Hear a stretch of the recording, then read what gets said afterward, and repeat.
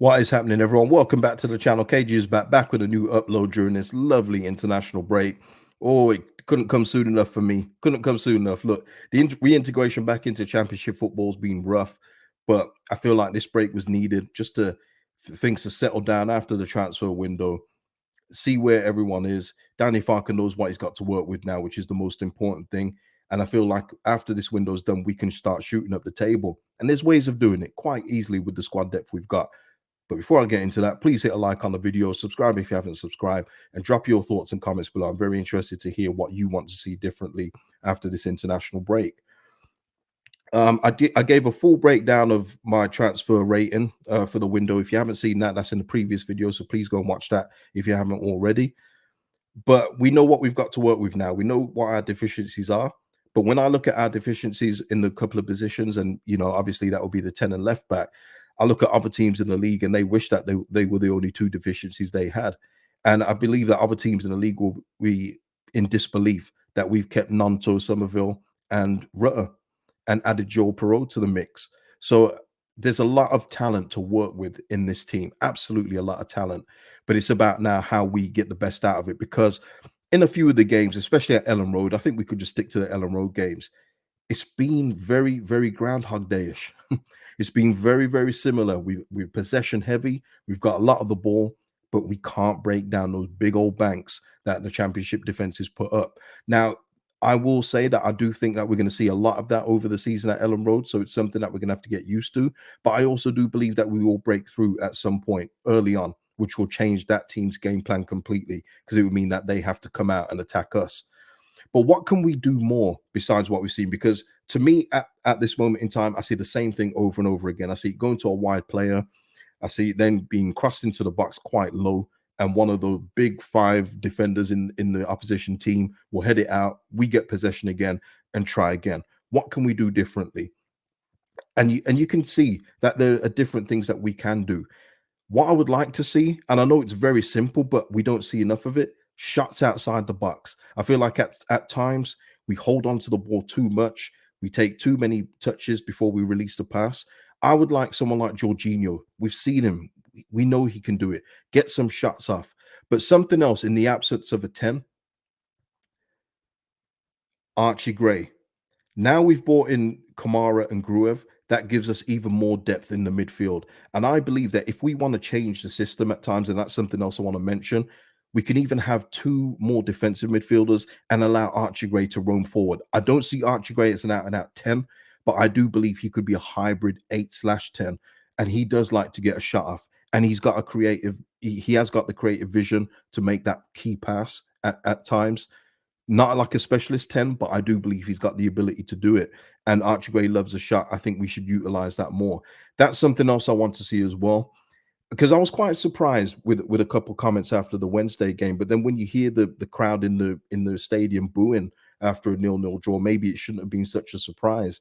But there was already people kind of questioning Daniel Farke. Now, I want to make clear, I do think Daniel Farke at this point in time is the guy to take us up. But if there was a slight on him, it's the tactical inflexibility. And I do believe that we just go back to the well over and over again with something that just isn't working until it still doesn't work anymore. And I would like to see that change after the international break. And I think now with the additions of Gruev and Glenn Kamara, who will get up and down more than the midfield that we got right now, I do see that possibly being a possibility to make sure that we are a bit more fluid in what we can do, and that everything is not so rigid.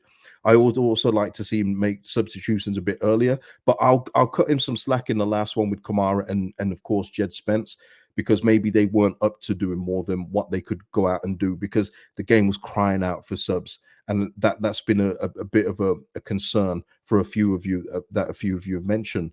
But I do think that he's got the time now to get this right and get a system in place. And we look now at different systems in place, I should say. Jed Spence, for me, is going to be a key player. I would bet almost anything on that. I feel like he's going to be one of those that is going to be key to unlocking, because with Jed Spence, not only does he get up and down well, but he can cut through defenses. And when you're a Jed Spence and you can go through and get in the box and cut one back, that is going to be beneficial to a Joel Perot running onto it, to a Jorginho running onto it. It's going to be very beneficial for Jed Spence to be the one that comes in back and forth, two-way defender with pace, key at this area. Now, something that's going to make you guys shudder, I can see it already, Mr. Firpo. All we need from Junior Firpo is a serviceable, competent left back, just for the balance of the team, because that is something in the game so far that I've seen that is it's bugging me. It's bugging me a bit that we go down where Nanto is, and it's Nanto and bust, isn't it? It's not Nanto looking for an overlapping left back, because we don't have one at this point in time.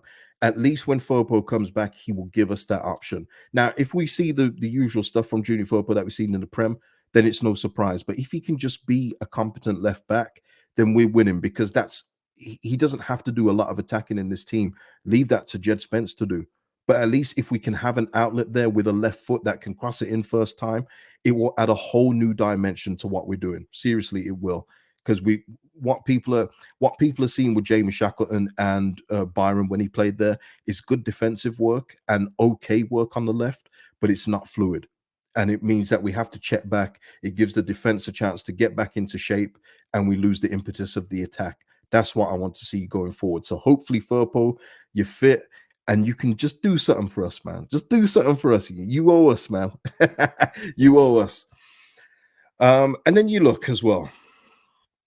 The centre back depth. I think the centre back options at this level are fine, absolutely fine. And that's what I'm saying. I don't see many reasons why we can't start shooting up the table. I really don't. Goalkeepers are what they are. But I don't think there's any reason when you look at the other teams in this league why we can't start getting a run of results together. Now, that's the key thing here. Can we start to win games in a row? I want to see Daniel Farke change this here. I feel like we've seen this with probably more of these over the last 2 years than anything else. And I feel like that has to change. And we've got enough new players in to change that.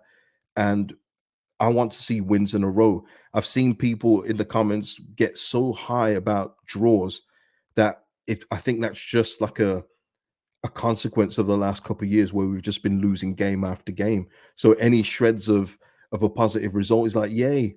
But I feel like Leeds United at this point now, after the international break, I should say, need to get a few of these in a row. I want to see a few green ticks. I want to see momentum build.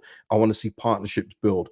Um, when I look at up front and I see Perot and Rutter and the returning Mateo Joseph, who I think can be another key player who will get those cutbacks that are across the box, because he is a box striker. But when I see Perot, Rutter, I want to see them have a run of games together where they're getting to know each other's game, interchange if they have to, but get some cohesion, get some chemistry going on the football pitch, and you only get that with a run of games. I like Willie Nanto. He's been unlucky not to get a penalty so far, but him, Dan James, again, I hear people shudder, but Dan James will push us up the pitch. He will get free kicks in dangerous areas and be a penalty threat too. So we need to utilize those more. Crescencio Somerville, who is at the moment our main number 10, I feel that he just needs to run the games also at this level. And it's going to be easy. Saturday, Tuesday, whatever it may be, Tuesday, Sunday, whatever it may be, they will get a run of games now. Now the window's settled. Look, and anyone else that's got an eye on leaving, they need to perform up until January. So it's in the best interest of themselves, best interest of Leeds United, that everyone gets on the board and everyone gets this team up the table, which it's more than capable of doing. Absolutely is capable of doing. And Daniel Farke has got to work on that during this break so we can start to get wins on the board. Because look, I've said many times before, I like Daniel Farke, but this is not Norwich City. And you heard that response after a 0-0 draw against Sheffield Wednesday, that if we keep on performing like that, I don't know how much rope you're going to get, but I think it's still too early to panic. I think it's way too early to write us off promotion, by the way. I think that's a bit premature. I think that we've got more than enough talent in this team to start riding up the league, but it starts with winning games. Can we do that, people? Now, I want to get your thoughts and opinions on what's been discussed, what you want to see differently now with the new players in. Is there any people that you prefer to see starting? Any other formation changes, whatever it may be? Put your thoughts in the comments below. And like the video before you go. Please do that for me. Subscribe if you haven't subscribed, and I'll see you in the next video, people. Peace out.